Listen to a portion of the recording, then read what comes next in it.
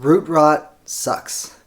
It's draining, it's demoralizing, but it happens in nature and it happens to the best of us, and it doesn't have to be the end of your plant. If you're new to this channel, my name is Jimmy. I'm a doctor and tropical plant enthusiast in LA, and I make videos about plants and plant care.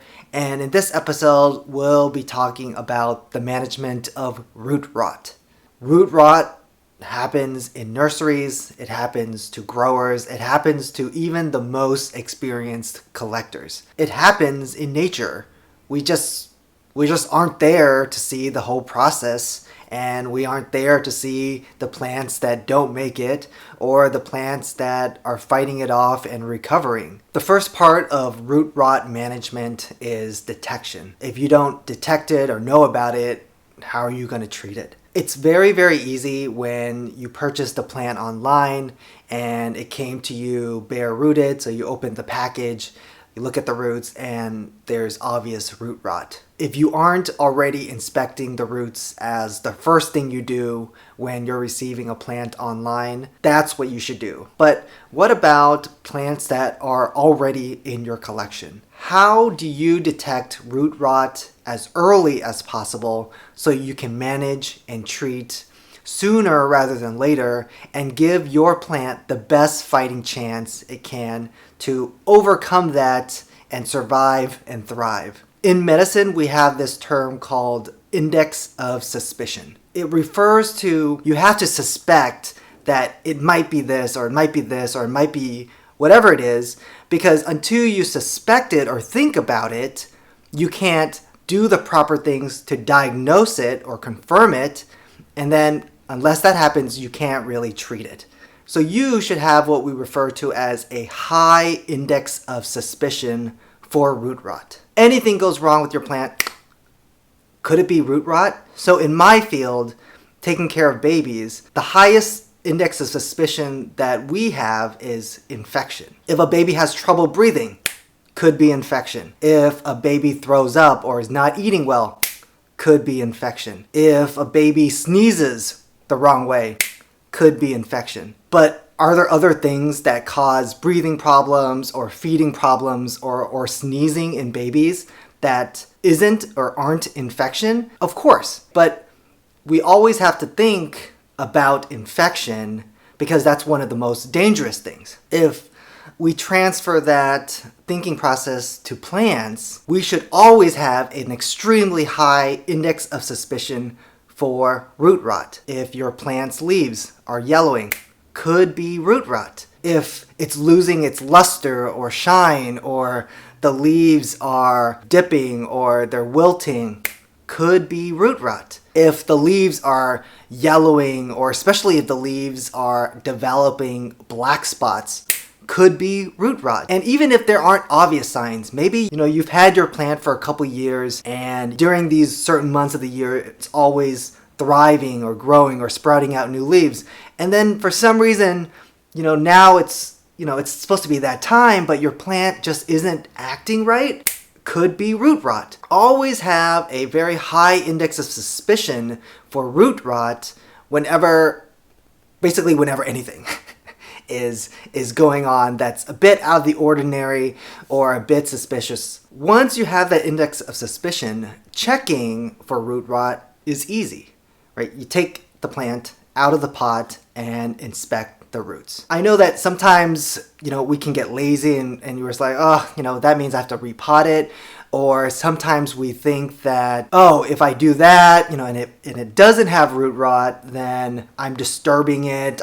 Maybe I'm shocking it. That's definitely possible. The wilting or the discoloration, those can also be caused by other things. But it's a lot easier to fix most of those other things than to fix root rot. Your plant's roots could be perfectly fine, and when you pull them up and inspect them, they're great. It's like, okay, now you have the hassle of putting them back in the pot. They might be a little shocked or so, but that's gonna put you back, maybe a couple days, maybe a week at most, for your plant to just get over that. But if your plant has root rot and you did not detect it, your plant, it might be the end of your plant, or it might set your plant back months, right? If not even more. I encourage you to act upon your suspicion and check rather than not.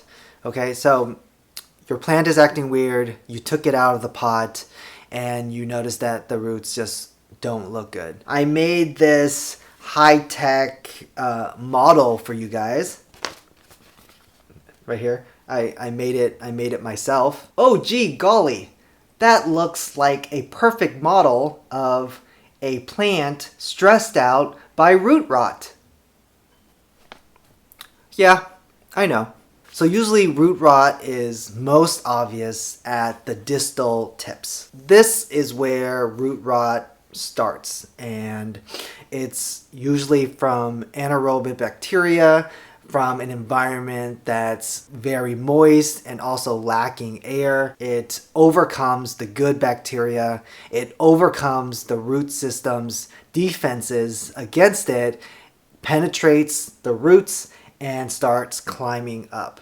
Most often, you'll find that the root rot is most prominent and obvious at the distal edges. When you're looking at these, usually they're dark, they're mushy.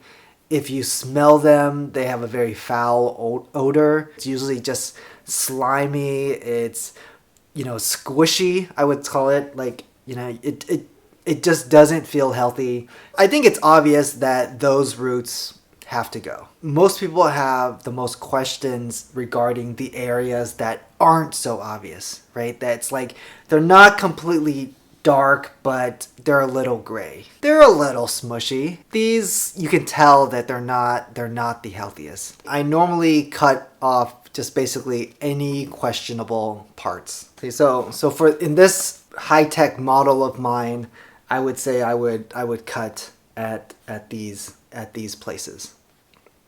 Okay?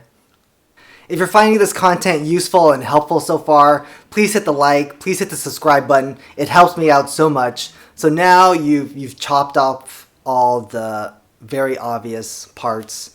You've chopped off most, if not all, of the questionable parts. So then I do a step that I'm not sure a lot of people do, but I rinse them with soap. Soap kills bacteria. It kills bacteria, it kills fungus, and it just helps, reduce the bacteria load so that your plants don't have to deal with so much and has a better chance of recovering. Take some soap, squirt, squirt, squirt, lather in my hands, and then I sort of just gently massage or go about washing my roots. I feel that the roots that are so delicate that just by touching them, they fall off, those roots are probably going to be goners anyway. So I don't mind that during this soap washing or soap rinsing process, some roots just fall off. You can use hand soap, bar soap, dishwasher soap, any soap. It doesn't have to be fancy.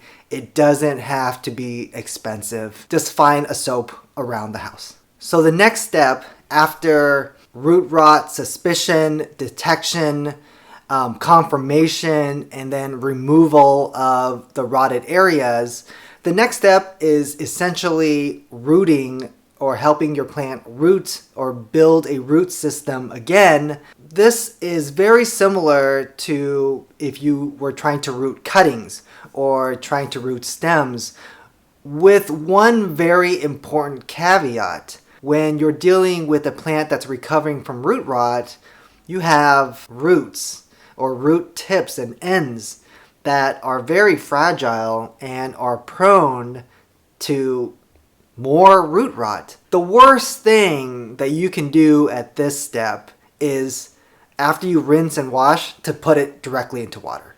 So what I do at this step is that I let them air dry for about a day. A lot of the bad bacteria that's causing your root rot are anaerobic bacteria. That means that they thrive in an environment without air. So when you add air, it really messes with them.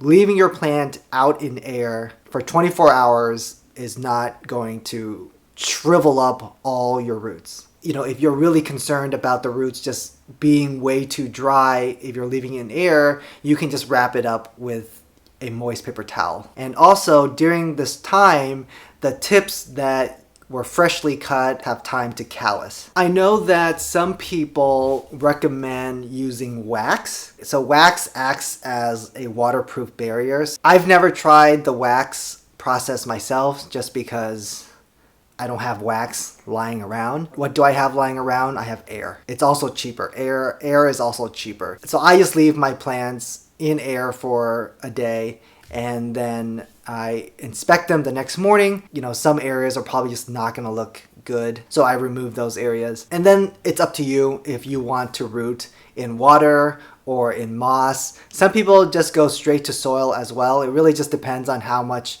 roots you have left. Sometimes you're forced to just cut off all the roots and even parts of the stem. So that, you know, that really sucks. I'm gonna do a dedicated rooting video probably in the next couple weeks. So if you don't want to miss out on that, please hit the bell button or the bell icon next to the subscribe button, and that way you'll get notified so you won't miss that video. I'll leave the medium in which you want to root or propagate your plant up to you, whether it be water or moss or leca or just pure soil. So guys, remember, high index of suspicion for root rot. Thorough detection of the roots. Get rid of all questionable rotted areas. I highly recommend the soap rinse. And then I highly recommend leaving it in a very aerated area for at least a day. And then, you know, helping your plant reroot in any way that you're comfortable with or you prefer. Alright, so if you found this video or content helpful, please comment below, please like, subscribe, hit the bell button if you don't want to miss out on my future care videos. Thank you so much. Happy planting!